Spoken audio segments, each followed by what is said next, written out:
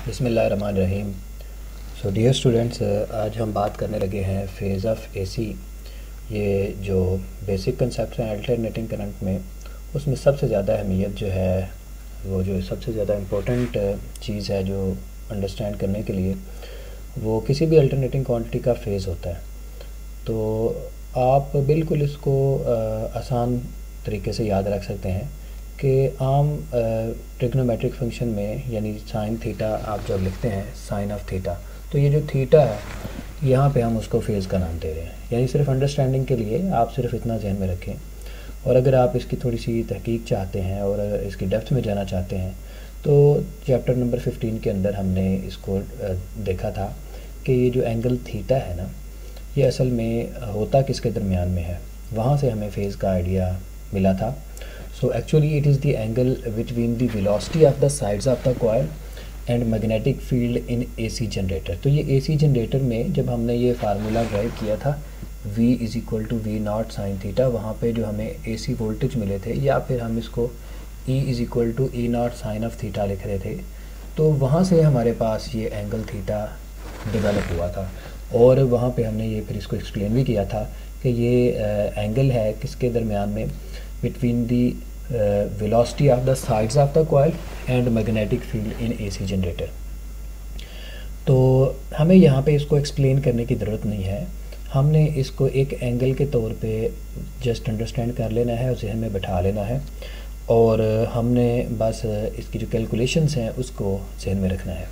तो लिहाजा हम इसको फेज़ को अब अच्छे तरीके से समझना चाहते हैं।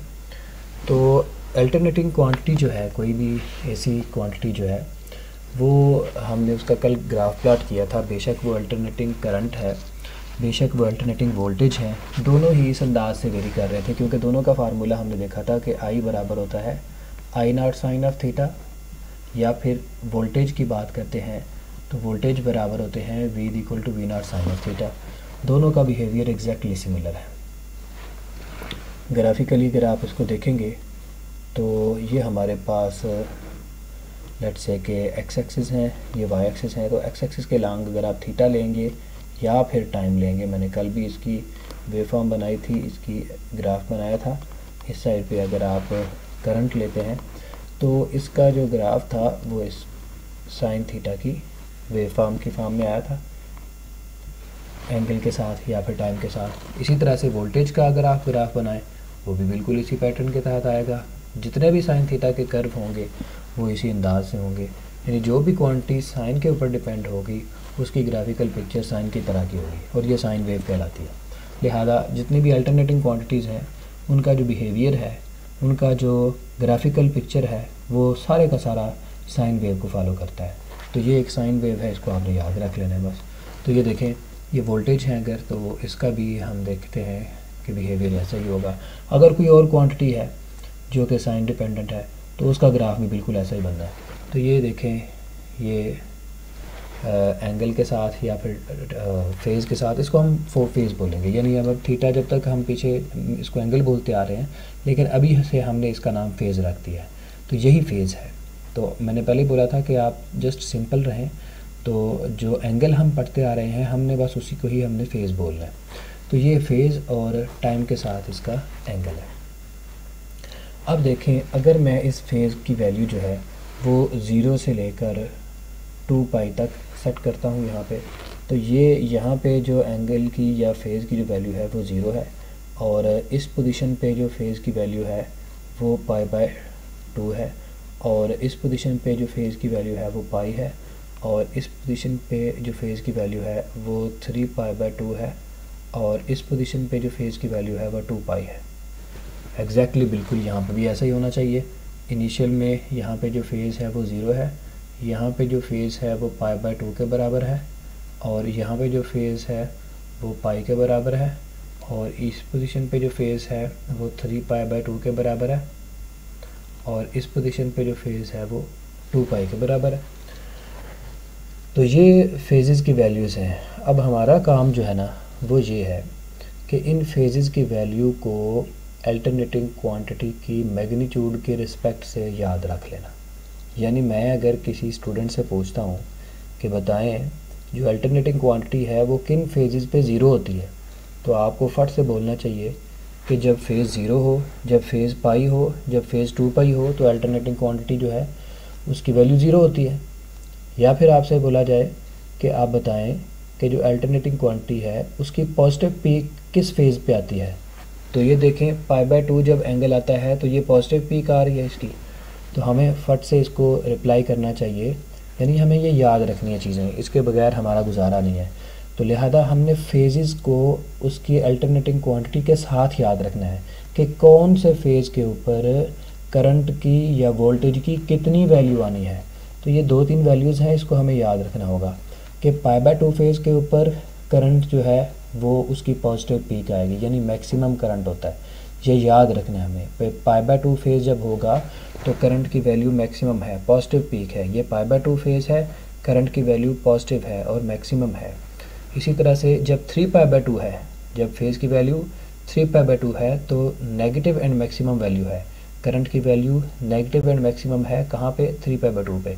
तो हमें दोनों चीज़ें याद रखनी है। अगर मैं आपसे ये पूछूं कि बताएं कि अल्टरनेटिंग क्वांटिटी की जब पॉजिटिव पीक आती है, मैक्सिमम वैल्यू आती है, तो उस वक्त फेज़ कितना होता है, तो हमें फ़ौरन रिप्लाई करना होगा π/2।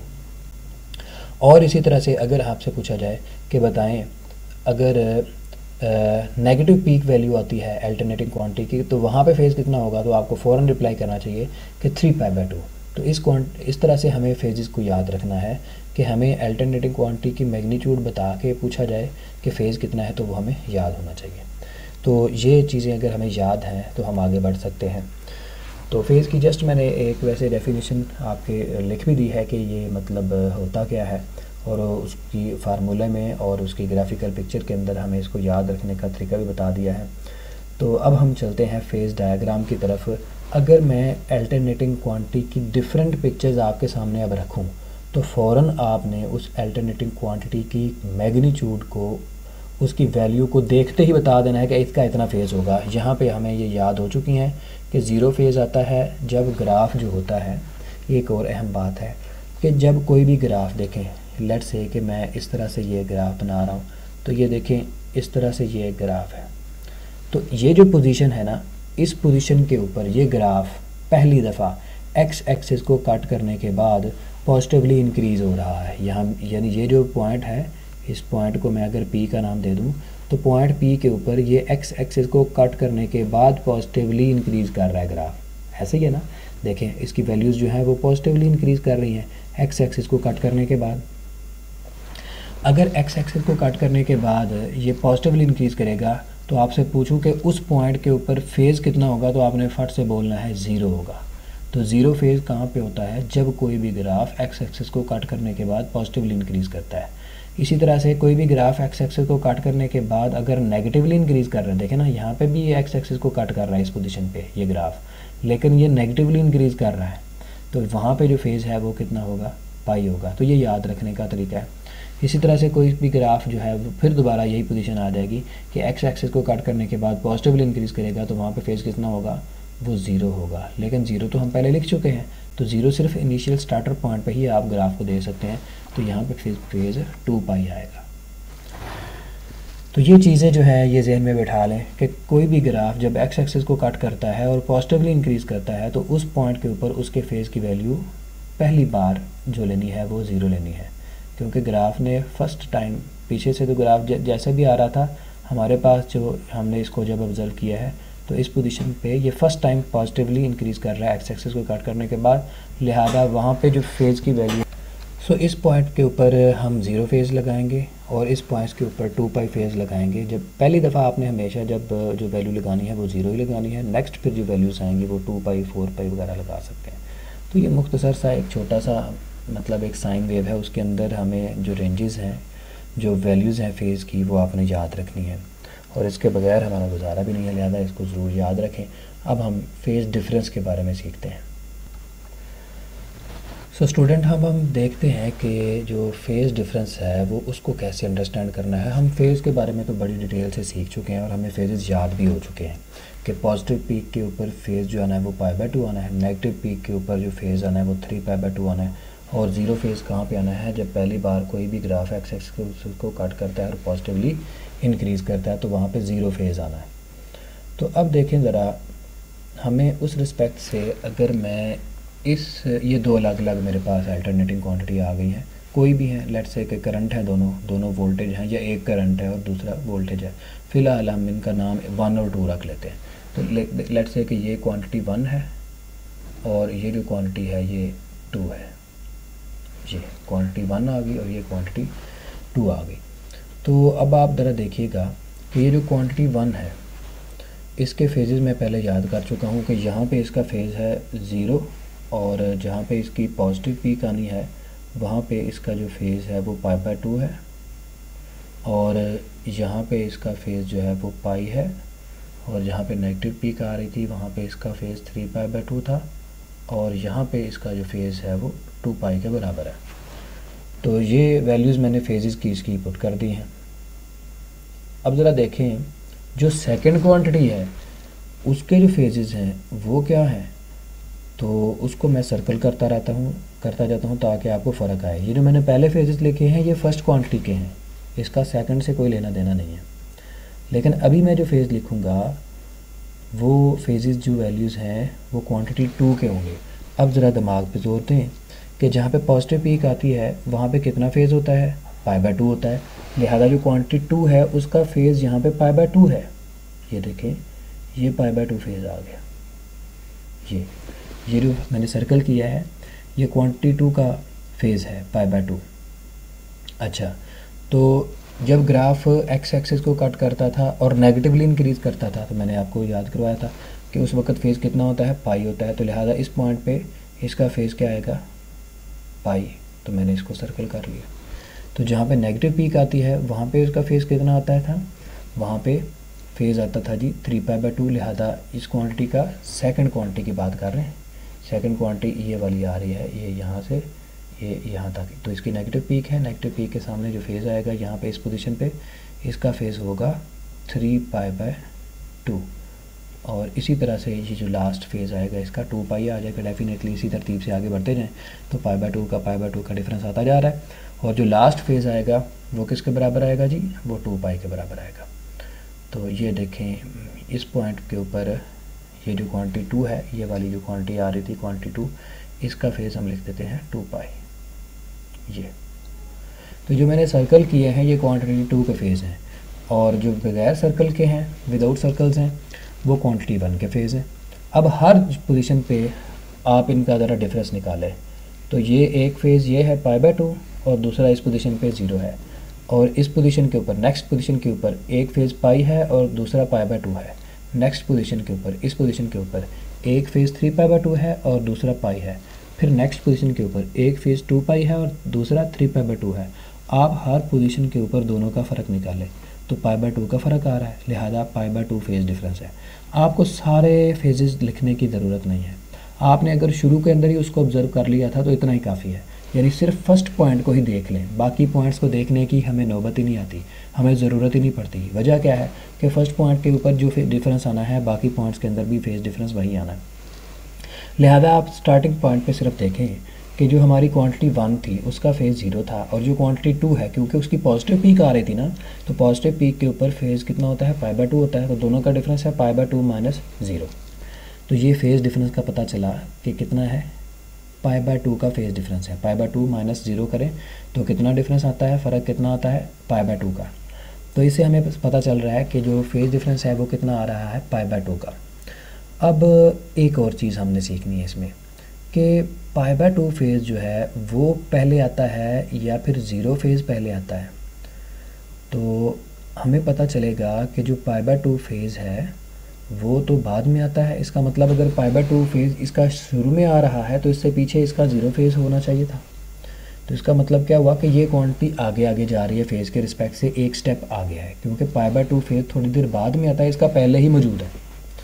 अगर आप रेगुलर इंटरवल की बात करते हैं तो यहाँ पे 0 है फेज़ और यहाँ पे π/2 है। क्वांटिटी 1 को अगर आप एनालाइज करें ना, तो इसका मतलब अगर इसका फेज़ π/2 पहले ही मौजूद है तो ये क्वांटिटी 2 जो है ये एक स्टेप फेज़ में आगे है, और क्वांटिटी 1 जो है ये एक स्टेप फेज़ में पीछे है। किसके रिस्पेक्ट से, क्वांटिटी 2 के रिस्पेक्ट से। वैसे पीछे नहीं है, वैसे तो वो अपनी स्मूथ इंटरवल में जा रही है।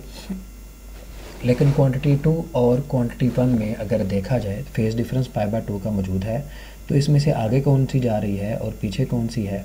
तो क्वांटिटी 2 जो है वो आगे जा रही है और क्वांटिटी 1 जो है वो पीछे रह रही है। लिहाजा हम इसको लिखेंगे कि quantity 2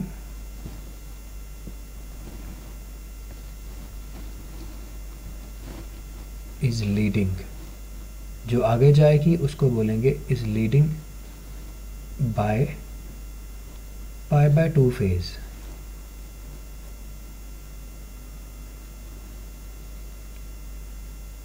to the quantity 1। Graph 1 कह लें, क्वांटिटी 1 कह लें।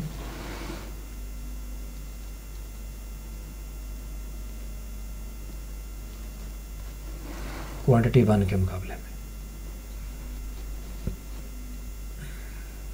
ये। अब देखें, आप उल्टा भी बोल सकते थे। मैंने बोला कि क्वांटिटी 2 जो है वो लीड कर रही है और क्वांटिटी 1 पीछे रह रही है, ऐसे ही है। तो आप यूँ भी लिख सकते हैं quantity 1 is lagging to the quantity 2। जो पीछे रहेगी उसे लैगिंग का लफ्ज़ बोलेंगे कि वो पीछे रह गई है, और जो लीड कर रही है अगर उसको आपने एक्सप्लेन करना है तो उसको लीड का लफ्ज़ बोलेंगे। तो क्वांटिटी 2 लीड कर रही है और क्वांटिटी 1 लैग कर रही है, दोनों तरह से आप इसको लिख सकते हैं।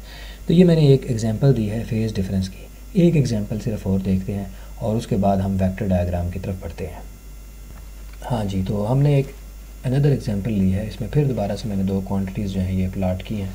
फिर दोबारा हम ये जो रेफरेंस क्वांटिटी है इसको 1 का नाम दे देते हैं, और ये दूसरी जो क्वांटिटी है इसको क्वांटिटी 2 का नाम दे देते हैं, और इनका आपस के अंदर फेज़ डिफरेंस तलाश करते हैं। तो हमें क्वांटिटी 1 के जो फेजेस हैं वो रेगुलरली जिस तरह से हमने याद किए पहले उसको हम लिख लेते हैं। ये 0 आएगा, जहाँ पे पॉजिटिव पीक आएगी तो उस पोजीशन के ऊपर उसका जो फेज़ आएगा वो π/2 होगा। फिर नेक्स्ट फेज़ जो आएगा वो पाई होगा, और फिर नेक्स्ट जो नेगेटिव पीक आएगी तो 3π/2 होगा, और फिर लास्ट पे जो फेज़ आता है वो 2π होता है। तो हमने क्वांटिटी 1 के जो रेगुलर फेजेस आ रहे थे उनको लिख लिया। लेकिन अभी हम देखेंगे जो फेजेस हैं क्वांटिटी 2 के। तो ग्राफ को अगर हम यहाँ से इस पॉइंट से ऑब्ज़र्व करते हैं तो ये फर्स्ट टाइम एक्स एक्सिस को कट करने के बाद पॉजिटिवली इंक्रीज़ कर रहा है। तो मैंने आपको बोला था कि वहाँ पे आपको फेज़ की वैल्यू 0 डालनी है, लिहाजा इस पोजीशन पे इसकी जो फेज़ की वैल्यू आएगी वो 0 आएगी। मैंने इसको सर्कल कर लिया है।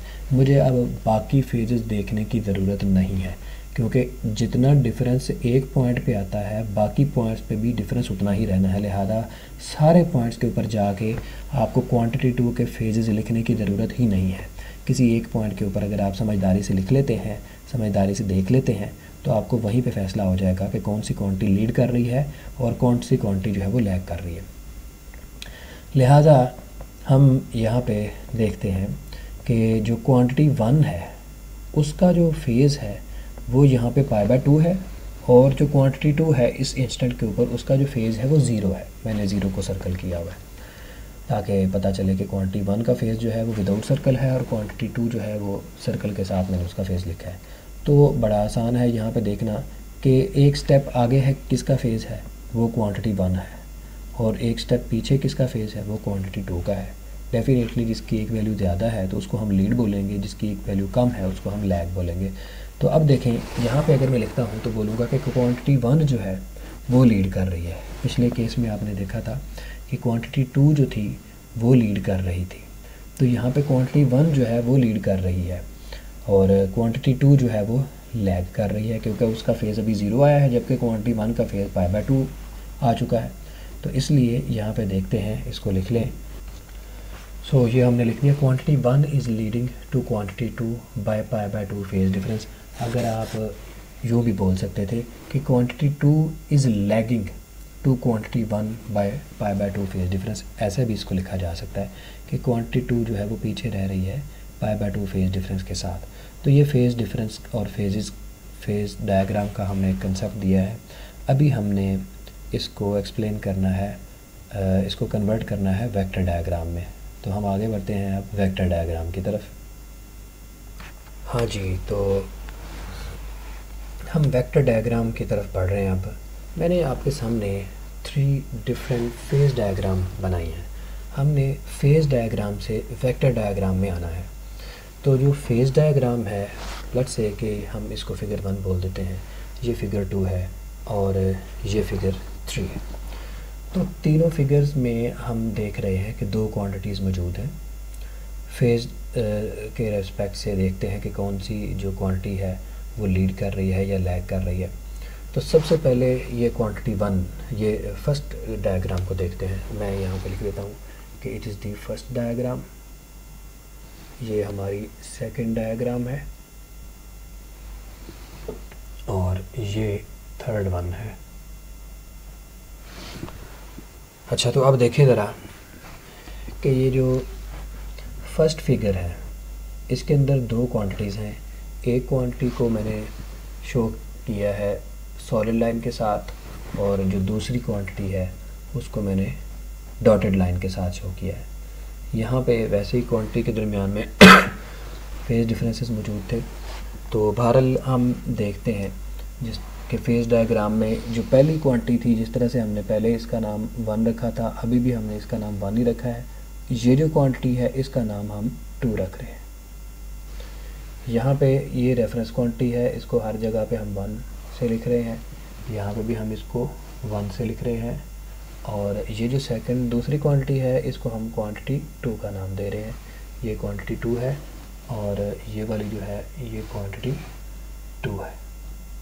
तो सबसे पहले हमने इसके नाम रख लिए ताकि कन्फ्यूजन ना हो, एक ही जैसी चीज़ को हम बार बार जिक्र करें, हम चेंज ना करें अपने रेफरेंस को। तो रेफरेंस जो है वो मैंने अपना 1 रखा है, जो दूसरी क्वांटिटीज़ हैं उनके नाम फिर मैंने सेकेंडरी ऑप्शन पे रखे हैं। रेफरेंस क्वांटिटी जो है उसको 1 के साथ लिखा हुआ है। ये 1 क्वांटिटी यहाँ पे भी इस तरीके से मौजूद है, यहाँ पे भी इसी तरीके से मौजूद है और यहाँ पे भी इसी तरीके से मौजूद है, इसी डिसिप्लिन के साथ मौजूद है। अब देखें, ये मेरे पास फेज़ डायग्राम्स हैं और मैंने इनसे वेक्टर डायग्राम बनानी है। बड़ा आसान काम है, सिर्फ आपको ये ज़हन में रखना चाहिए कि जो वेक्टर है उसकी सेंस क्या है। वेक्टर की सेंस ये है कि जो वेक्टर होता है वो दो चीज़ों पर मुश्तमिल है, एक उसकी मैग्नीट्यूड होती है और एक उसकी डायरेक्शन होती है। तो जो वेक्टर की मैग्नीट्यूड है उसका तयन किसने करना है यहाँ पे फेज़ डायग्राम में, और जो उसकी डायरेक्शन है उसका जो तयन है वो किसने करना है। तो जो वेक्टर की मैग्नीट्यूड है वो हम लिया करेंगे जितनी हमारी ये जो अल्टरनेटिंग क्वांटिटी की पीक वैल्यू है, ठीक है, जितनी हमारी अल्टरनेटिव क्वांटिटी की जो पीक वैल्यू होगी या फिर उसकी आरएमएस वैल्यू होगी। हम पीछे पढ़ के आए हैं कि हर अल्टरनेटिव क्वांटिटी की आरएमएस वैल्यू होती है। उस वैल्यू को हम मानेंगे कि it is the length of the vector, it is the magnitude of the vector. Let's say कि ये जो क्वांटिटी 1 है इसकी आरएमएस वैल्यू जो है वो 5 वोल्ट है, ठीक है, हर जगह पे वो 5 वोल्ट ही है, लिहाजा लेंथ ऑफ द वेक्टर हर जगह पे हमें एक ही रखना है। ये लेट्स से कि ये 5 मैग्नीट्यूड को 5 वोल्ट को जो लेंथ ऑफ द वेक्टर है वो इतनी हमने फ़िक्स कर ली। तो लेंथ ऑफ द वेक्टर तो हमारी यहाँ पे फिक्स होगी, लेकिन अब इस वेक्टर को इधर शो करना चाहिए था, इधर शो करना चाहिए था। लेंथ तो देखें ना, इन तमाम वेक्टर की सेम है, ठीक है, लेकिन डायरेक्शन हर वेक्टर की डिफरेंट है। लिहाजा हम दूसरा जो हमारा काम है कि वेक्टर को डायरेक्शन कौन सी असाइन करनी है, उसको अपवर्ड शो करना है, लेफ्टवर्ड शो करना है, राइटवर्ड शो करना है। तो उसके लिए आपको यहाँ पे एक और चीज़ सीखनी होगी। तो लेंथ ऑफ द वेक्टर यानी क्वांटिटी 1 का अगर आपने वेक्टर बनाना है तो आपको क्या चाहिए था, मैग्नीट्यूड चाहिए थी, ठीक है। तो वो मैंने आपको बता दिया है कि मैग्नीट्यूड आपने कैसे लेनी है, लेंथ ऑफ द वेक्टर आपने कैसे लेनी है, जितनी उसकी पीक वोल्टेज की वैल्यू होगी या फिर जितनी उसकी आरएमएस वैल्यू की वैल्यू होगी, तो उस वैल्यू को आप उसकी लेंथ के बराबर ले लेंगे। अगर 5 वोल्ट है तो 5 वोल्ट का वेक्टर ये आएगा, अगर 10 वोल्ट है तो डेफिनेटली वेक्टर की लेंथ डबल हो जाएगी। तो इस तरीके से आप लेंथ ऑफ द वेक्टर को सिलेक्ट करेंगे, यानी मैग्नीट्यूड ऑफ द वेक्टर को सिलेक्ट करेंगे according to the peak value या फिर आरएमएस वैल्यू। रेफरेंस यही नहीं करेंगे, अगर आपने तमाम की पीक वैल्यूज़ ली हुई हैं तो तमाम ग्राफ में पीक ही रखनी है, और अगर आपने आरएमएस वैल्यूज़ ली हुई हैं तो तमाम ग्राफ्स में आपने आरएमएस वैल्यूज़ ही को ही कंसिडर करना है। अब देखें, दूसरी बात है डायरेक्शन की। तो डायरेक्शन हम कैसे असाइन करते हैं वेक्टर को, वो ज़रा देखें। हम सबसे पहले एक वेक्टर प्लॉट करते हैं जो एक्स एक्सिस के पैरेलल होता है, फिर बाकी जो क्वांटिटीज़ होती हैं उनका फेज़ देख लेते हैं कि फ़र्स्ट क्वांटिटी के साथ उनका जो फेज़ है वो कितना बन रहा है। तो जितना भी फेज डिफरेंस होता है फिर एक्स एक्सिस के अलॉन्ग जो हमने वेक्टर प्लॉट कर लिया था, जो दूसरी जो भी क्वांटिटी आएगी जितना भी फेज डिफरेंस होगा उसका, उसके साथ उतना फेज डिफरेंस रख के उसको भी प्लॉट कर देंगे। तो ये बड़ा आसान सा काम है। तो मसला है सारा का सारा अब कि पहला जो वेक्टर है वो एक्स एक्सिस के अलॉन्ग वो कब और कौन सा लेना है, यानी दूसरा वेक्टर तो प्लॉट करना हमारे लिए मसला ही नहीं है। क्यों, हमें फेज डिफरेंस पता होगा, तो जितना फेज डिफरेंस होगा तो दोनों वेक्टर्स के दरमियान में उतना एंगल रख के दूसरे वेक्टर को प्लॉट कर देंगे। लेकिन मसला तो तब बनना है जब हमें पहला वेक्टर प्लॉट करना आए कि उसको एक्स एक्सिस के कौन सा वेक्टर जो होगा उसको आप एक्स एक्सिस के पैरेलल लेंगे। तो अब ज़रा देखें, मैं आपको बड़ा आसान सा तरीका है कि जो भी अल्टरनेटिंग क्वांटिटी किसी इंस्टेंट के ऊपर, ये याद रखें ये जो वेक्टर डायग्राम हमने बनानी है एक ख़ास इंस्टेंट पे होनी है, एक ख़ास इंटरवल पे होनी है, वो हर इंटरवल पे वही वेक्टर डायग्राम नहीं होनी। तो इसलिए हमें सबसे पहले अपना एक रेफरेंस पॉइंट सेट करना है। आम तौर पे पहला पॉइंट ही रेफरेंस पॉइंट अच्छा रहता है। लेट्स से कि इसमें भी मैंने रेफरेंस पॉइंट ये लिया, इसमें भी ये रेफरेंस पॉइंट ये लिया, इसमें भी मैंने रेफरेंस पॉइंट, यानी इस पॉइंट के ऊपर हम वेक्टर डायग्राम बना रहे हैं। हम अगले इंस्टेंट्स के ऊपर, इनके ऊपर नंबर ऑफ़ अदर पॉइंट्स से थे, इनके ऊपर नहीं बना रहे भाई वेक्टर डायग्राम। हम फ़िलहाल जो फर्स्ट पॉइंट है तमाम वेक्टर डायग्राम्स में उसी के ऊपर प्लॉट कर रहे हैं। ओके हो गया। तो इसलिए सबसे पहले आपने एक रेफरेंस पॉइंट सेट करना है और वो सबसे फर्स्ट पॉइंट जो होता है वही हमारे लिए कन्वीनियंट होता है। अब आपने करना क्या है, आपने ये करना है कि जो भी quantity alternating quantity x axis को कट करने के बाद पॉजिटिवली इंक्रीज़ करेगी, ये देखें ये क्वांटिटी 1 जो है यहाँ पे एक्स एक्सिस को कट करने के बाद पॉजिटिवली इंक्रीज़ कर रही है। यहाँ पे जो क्वांटिटी 1 है वो एक्स एक्सिस को कट करने के बाद पॉजिटिवली इंक्रीज़ कर रही है और क्वांटिटी 2 भी ऐसा ही कर रही है। और यहाँ पे जो क्वांटिटी 1 है वो एक्स एक्सिस को कट करने के बाद पॉजिटिवली इंक्रीज़ कर रही है। ऐसा ही है। सबसे पहले हम फिगर 1 को देखते हैं जी, कि जो भी अल्टरनेटिंग क्वांटिटी एक्स एक्सिस को कट करेगी और कट करने के बाद पॉजिटिवली इंक्रीज़ करेगी, तो हमने क्या करना है, उसको हमने उसका वेक्टर एक्स एक्सिस के पैरेलल प्लॉट कर देना है। तो देखें जो क्वांटिटी 1 है उसका वेक्टर मैंने एक्स एक्सिस के पैरेलल प्लॉट कर दिया। वजह क्या है, रूल बना लिया हमने कि जो भी क्वांटिटी एक्स एक्सिस को कट करेगी और उसके बाद वो पॉजिटिवली इंक्रीज़ करेगी उसका वेक्टर हमने एक्स एक्सिस के पैरेलल प्लॉट करना है।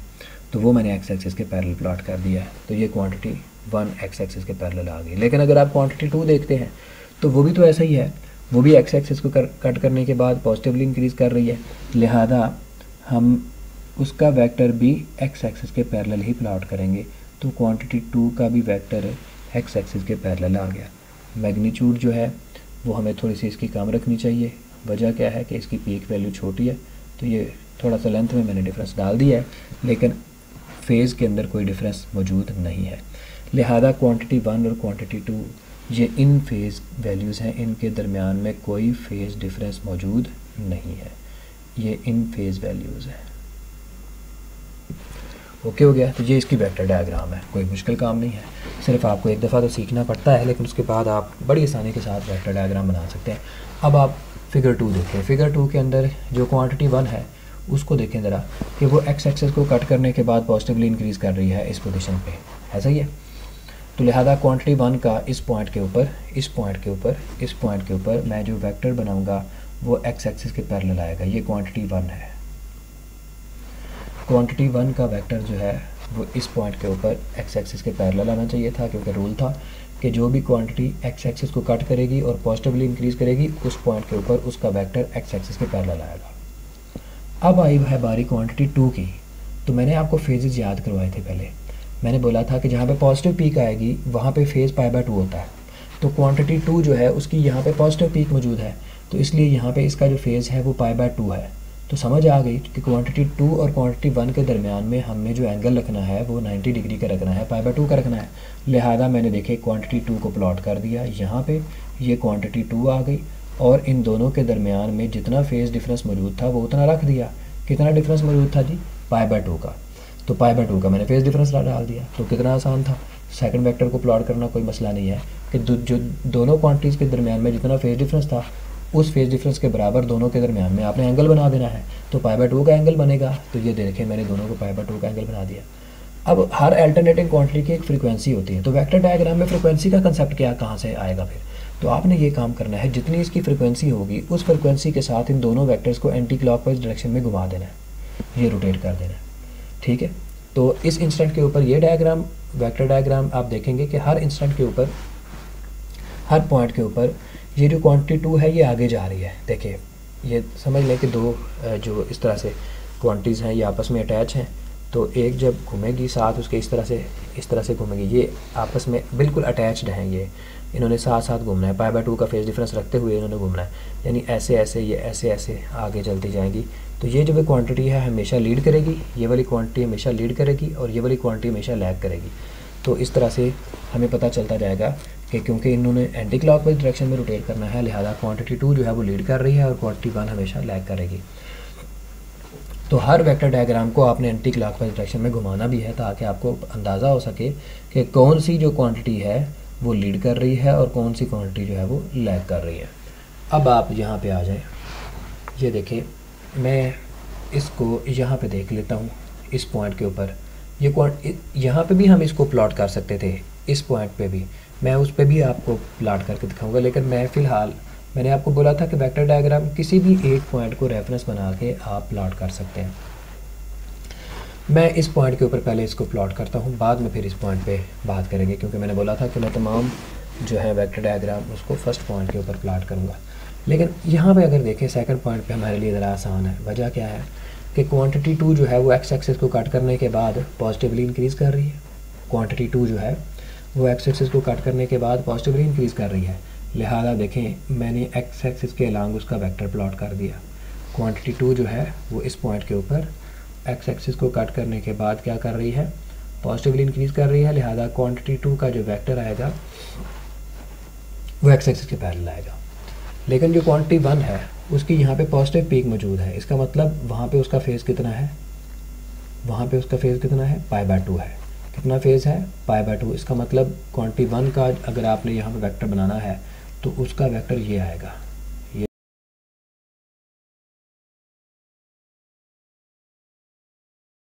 फेज़ डिफरेंस मौजूद है इस पोजीशन पे।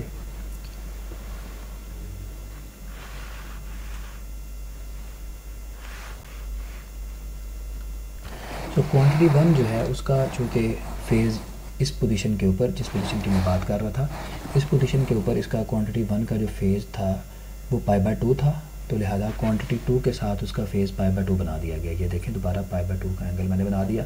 इन दोनों को एंटी क्लॉकवाइज डायरेक्शन में रोटेट करें तो देखें आगे कौन सी क्वांटिटी आएगी 1 और पीछे कौन सी रहेगी 2।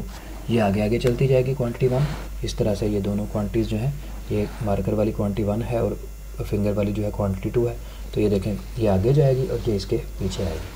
तो इस तरीके से आप देख सकते हैं कि क्वांटिटी 1 जो है वो लीड कर रही है और क्वांटिटी 2 जो है वो लैग कर रही है। अब आप अगर इस इंस्टेंट के ऊपर भी इसकी वेक्टर डायग्राम बनाते हैं तो वो भी बनाई जा सकती है। देखें क्वांटिटी 1 का जो है वो हमने पहले क्वांटिटी 1 इस इंस्टेंट की बात कर रहा हूँ, अब इस इंस्टेंट के ऊपर अगर वेक्टर डायग्राम बनाते हैं, वैसे मैंने आपको बताया है कि किसी भी इंस्टेंट पे आप वेक्टर डायग्राम बना सकते हैं, वो पूरी होल फिगर के लिए, होल मतलब अल्टरनेटिंग क्वांटिटी को हर इंस्टेंट के ऊपर एक्सप्लेन कर दिया है। तो वो ज़रूरी नहीं है कि हर एक इंस्टेंट के ऊपर बनाएं, जहाँ पे भी आपको आसान लग रहा है वहाँ पे हमें बनानी चाहिए। तो सिर्फ आपको शो करने के लिए कि आप इस इंस्टेंट के ऊपर भी इसको बना सकते थे। तो यहाँ पे एक्स एक्सिस के जो पैरेलल वेक्टर आना था वो क्वांटिटी 1 का आना था, वो ये क्वांटिटी 1 है। क्वांटिटी 1 का जो वेक्टर है, क्योंकि वो एक्स एक्सिस को काट करने के बाद पॉजिटिवली इंक्रीज़ कर रही है यहाँ पे, लिहाजा मुझे अगर इस इंस्टेंट के ऊपर वेक्टर डायग्राम बनानी हो तो मैं ये एक्स एक्सिस के अलांग, ये एक्स एक्सिस के पैरेलल मैंने क्वांटिटी 1 का वेक्टर प्लॉट किया, ये क्वांटिटी 1 का वेक्टर आ गया। और जो क्वांटिटी 2 है उसका फिर आपने जो फेज़ लेना है तो वहाँ पे नेगेटिव पीक आ रही है, तो नेगेटिव पीक के ऊपर फेज़ कितना होता है जी, 3π/2 होता है। नेगेटिव फेज़ के ऊपर फेज़ कितना होता है, 3π/2। मैंने पहले आपको याद करवाया। अगर आप यहाँ पे वेक्टर बनाते हैं तो π/2, अगर आप यहाँ पे वेक्टर बनाते हैं तो ये पाई है, और अगर आप यहाँ पे वेक्टर बनाते हैं तो 3π/2 आएगा। यानी अगर आप क्वांटिटी 2 का जो वेक्टर है 3π/2 फेज़ बनाना चाहते हैं किसके साथ, क्वांटिटी 2 का आप कितना फेज़ बनाना चाहते हैं, क्वांटिटी 1 के साथ 3π/2, तो वो वेक्टर यहाँ पे प्लाट करना पड़ेगा क्वांटिटी 2 का। ये देखिए, तो क्वांटिटी 2 का वेक्टर जो है वो यहाँ पे आएगा, क्योंकि 3π/2 का एंगल यहाँ पे बनता है, यहाँ से यहाँ तक ये सारा एंगल 3π/2 है। अब आपने इनको एंटी क्लॉकवाइज डायरेक्शन में रोटेट करना है। तो अगर एंटी क्लॉकवाइज डायरेक्शन में रोटेट करें, इस तरफ घुमाएं, तो आप देखेंगे कि क्वांटिटी 1 जो है वो लीड करेगी और क्वांटिटी 2 जो है वो लैग करेगी। तो इस रिस्पेक्ट से यहाँ पे भी क्वांटिटी 1 जो है वो लीड कर रही है और क्वांटिटी 2 जो है वो लैग कर रही है। तो ये बेटे यहाँ पे ये वेक्टर डायग्राम जो है ये पूरी हो जाती है। तो नेक्स्ट हम इंशाल्लाह बात करेंगे AC through register, AC through capacitor और AC थ्रू इंडक्टर की। तो मैंने ये आपकी हेल्प के लिए ये लिख भी दिया है साथ कि ये इन फेज़ वैल्यू है, कोई फेज़ डिफरेंस नहीं है, कोई लीड नहीं कर रहा, कोई लैग नहीं कर रहा। और ये जो सेकंड डायग्राम थी, सेकंड फिगर थी, उसमें क्वांटिटी 1 जो है वो लैग कर रही है π/2 फेज़ डिफरेंस के साथ, और जो थर्ड डायग्राम है उसके अंदर क्वांटिटी 1 जो है वो लीड कर रही है π/2 फेज़ डिफरेंस के साथ। तो नेक्स्ट हम फेज़ डायग्राम भी बनाएंगे और उसके साथ वेक्टर डायग्राम भी बनाया करेंगे जब हम AC को पास करेंगे रजिस्टर में से, कैपेसिटर में से और इंडक्टर में से। यही हमारे आइडियाज़ और कंसेप्ट जो हैं ये यूज़ होंगे।